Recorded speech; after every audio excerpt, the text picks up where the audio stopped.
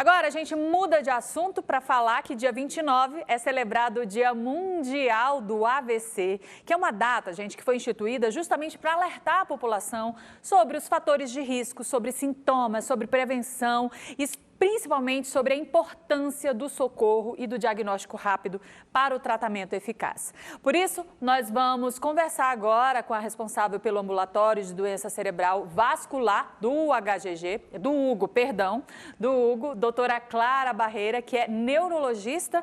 Bom dia, bem-vinda. Bom dia, muito obrigada.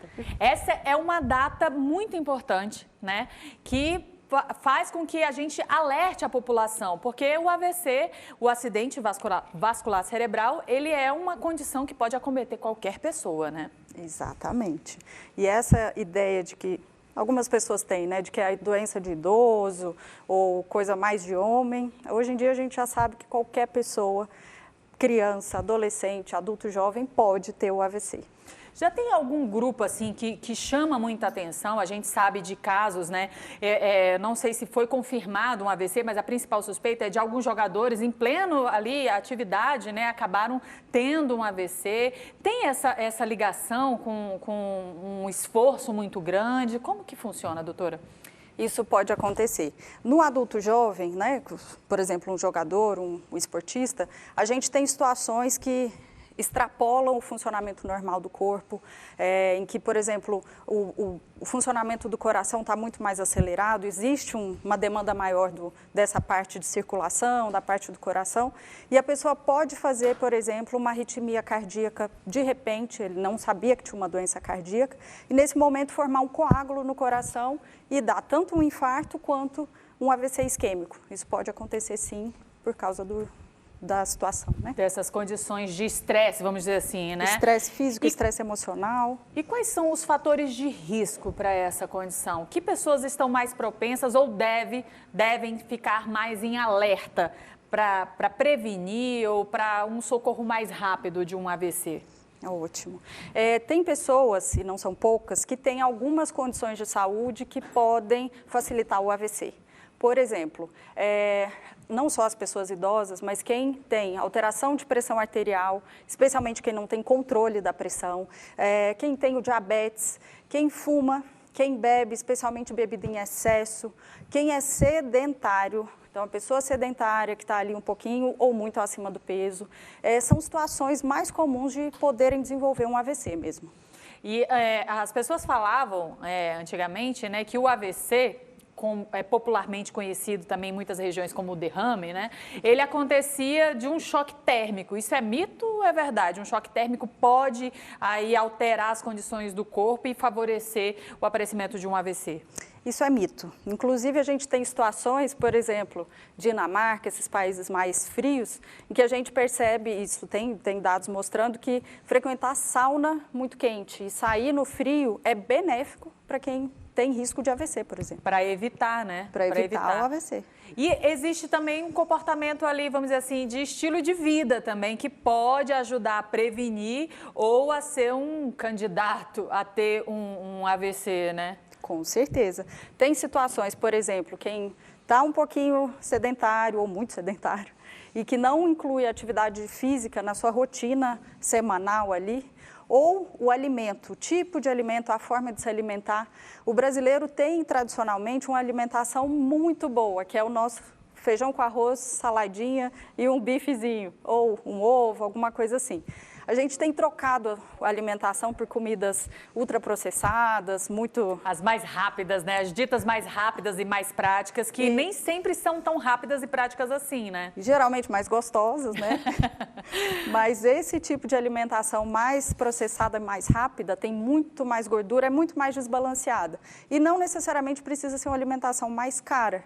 Aquele básico nosso, feijão com arroz e salada, é extremamente útil para que a gente previna, por exemplo, um AVC. E rico também, né? Rico Com vai certeza. ali alimentar a pessoa e vai trazer ali os nutrientes necessários, pelo menos boa parte deles, né? Vai trazer uma boa quantidade de nutrientes. E com essa relação de mito e verdade, se a pessoa caminhar 30 minutos por dia, já ajuda? Ajuda bastante. Assim, a recomendação que a gente tem é entre 3 vezes por semana, de 30 a 40 minutos, já é uma coisa que diminui mais de 20% o seu risco de infarto e AVC. E é benéfico para o corpo todo. Com né? certeza. Doutora, tem um caso de 2 AVCs na minha família que não tinham históricos anteriores, né, até acontecer esses 2 casos. E aí algumas pessoas podem ali associar a Covid-19 porque eles foram acometidos por esse vírus. Tem relação, não tem? Eu preciso me preocupar? Como que fica essa situação? Bom, a Covid ainda é uma grande interrogação em várias frentes, né? Mas o vírus da Covid, a doença Covid, ela facilitou muito o infarto e o AVC, inclusive, especialmente em pessoas mais jovens. Mas o que a gente viu, a Covid em si, é quando a pessoa está com a infecção. Então, naquelas 4 semanas depois de ter contato e pegou a infecção pelo vírus, a chance de ter um infarto e AVC é muito maior. Muito importante esse alerta, porque Exato. tem muita gente que acha que o AVC e o infarto é uma consequência pós-Covid, né? Tipo assim, quem teve Covid, a partir de agora pode ter um infarto ou ter um AVC a qualquer momento. Não é bem assim, né? Não é bem assim. A gente ainda não tem tempo de ter essa resposta pelo tempo que a Covid chegou para a gente. A outra relação que fazem é, fez a vacina, recebeu a vacina da Covid e por isso teve um evento cerebrovascular. A gente sabe que esse risco existe, ele é em torno de 5% a mais do que quem nunca tomou esse tipo de vacina, nas primeiras 4 semanas pós-vacina. Então, tem pessoas que falam, eu tomei a vacina no ano passado, por isso eu tive o AVC agora. Essa relação não está comprovada, não existe. E a relação hereditária? Ela é um alerta, pode ser que tenha mais chance, mas também vamos dizer assim, que é uma loteria, dependendo da sua qualidade de vida, das suas condições ali, dos seus hábitos? Existem situações, existem doenças familiares que facilitam o AVC. Isso é menos de 0,5% de todos os AVCs. Então, são doenças raríssimas que podem ter relação direta com novos eventos, né, com novos AVCs. Agora, o que é hereditário e que é muito prevalente é você ter risco de desenvolver a pressão alta, desenvolver o diabetes, desenvolver a obesidade, isso é familiar, isso é genético, e você se expõe a essas situações que facilitam isso aí. Então, a exposição ao meio que te facilita descontrolar esses fatores é uma grande contribuição para o AVC. Então, vamos fazer um alerta para o pessoal de casa, porque a gente falou sobre riscos, sobre quem tem predisposição, né, como evitar, mas como ajudar uma pessoa? Como eu consigo identificar que aquela pessoa que está passando mal ali na minha frente pode estar tendo um AVC? Existem alguns sinais para identificar e o que eu devo fazer? Claro. Bom, a gente tem 80% dos AVCs são isquêmicos, 20% são hemorrágicos. Desses 80%, a gente já tem um tratamento que a gente chama de fase aguda ou tratamento ultra rápido, que em até 4 horas e meia da pessoa chegar ao pronto-socorro, ter iniciado os sintomas e chegou ao pronto-socorro, a gente faz esse medicamento que consegue reverter os sintomas do AVC. Então, assim, como reconhecer? Para reconhecer, a gente tem 3 sinais básicos que a gente pede para o familiar ou para a própria pessoa prestar atenção. E uma regrinha, que chama SAMU. Então, S do SAMU é sorrir.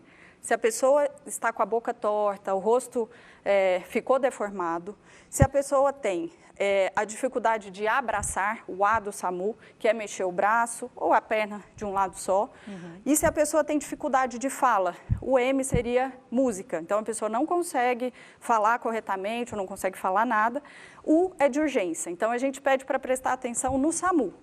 Prestou atenção nesses 3 sinais, rosto tortinho, o braço com dificuldade e dificuldade para falar, são os principais sintomas de AVC. Nessa situação, corra para a emergência. Não faça nenhum medicamento em casa, a gente teve nenhuma manobra, a gente viu situações já horríveis, por exemplo, a pessoa dá o AS ou um outro remédio que afina o sangue, chega no pronto-socorro, era um AVC hemorrágico, piora tudo a situação. Ou então, pior ainda, dando canja, dando sopa para a pessoa que está com dificuldade de engolir. Isso é péssimo, piora ainda mais a situação da pessoa. E quanto mais se atrasa para chegar no pronto-socorro, menor a chance da pessoa receber esse medicamento que reverte os sintomas do AVC, que a gente chama de trombolítico. Então, assim, não precisa fazer manobra nenhuma, nenhum medicamento, corre para o pronto-socorro. São sinais de AVC, a equipe, e tem que ir para um pronto-socorro também, que tem equipe capacitada para isso, né? Agora, hoje em dia em Goiás, a gente tem alguns pontos, né, alguns pronto-socorros que têm a equipe capacitada para isso, como o Gilgol, por exemplo. Corre para algum desses pronto-socorros, mas entenda que vai ser avaliado na urgência e tudo mais. Se não for AVC, é liberado, retorna para outro tipo de unidade. Mas o tempo é muito importante para... E é muito importante, é por isso que a gente está falando sobre esse assunto, né? Porque vai ser dia 29, é o Dia Mundial do AVC, e é justamente para fazer esse alerta. E é também para envolver a população nesse processo de salvamento, né? Sim. Porque como existem muitos casos, ultimamente não é uma doença restrita ali à terceira idade, né? Na verdade, o que a gente ficou sabendo, o que se popularizou era que na terceira idade tinha essa propensão maior para acontecer esses casos. Agora não, todo mundo é um paciente em potencial, e aí a população também fica em alerta, porque como qualquer pessoa pode ter um acidente vascular desse, você está no terminal, por exemplo, terminal de ônibus, alguém começa a passar mal, você pode ali chamar o SAMU e dar essas características. Por isso que a gente está falando sobre esses sintomas, sobre essas circunstâncias. E me lembrou, doutora, um caso que é bastante emblemático e circula bastante na internet, que era de um grupo que estava fazendo aula de yoga virtual, provavelmente durante a pandemia, e o professor teve ali um AVC e a aluna, muito atenta aos movimentos, percebeu que ele estava passando mal e aí mandou lá uma ambulância para a casa dele para socorrer. Esse tipo de atitude, é por isso que a campanha, ela massifica esse tipo de alerta, né? Com certeza, isso é essencial, porque quem reconhece os sintomas não é o médico ou a enfermeira que está dentro do pronto-socorro, é quem está em casa com o paciente. Às vezes o próprio paciente não consegue ter a consciência de que está tendo um AVC e o familiar ou realmente a pessoa que está ali na rua mesmo consegue identificar, e a gente tem vários casos de sucesso com bom tratamento nessa circunstância. A pessoa teve os sintomas no ônibus, no terminal, no trabalho e foi encaminhado rapidamente para a emergência. Doutora, eu quero agradecer aqui a sua participação, suas orientações, que com certeza tiraram muitas dúvidas e deixou mais gente em alerta para aí poder dar essa ajuda, para se ajudar e ajudar também quem estiver precisando. Muito obrigada pela sua participação. Obrigada a vocês. Bom trabalho. Muito obrigada.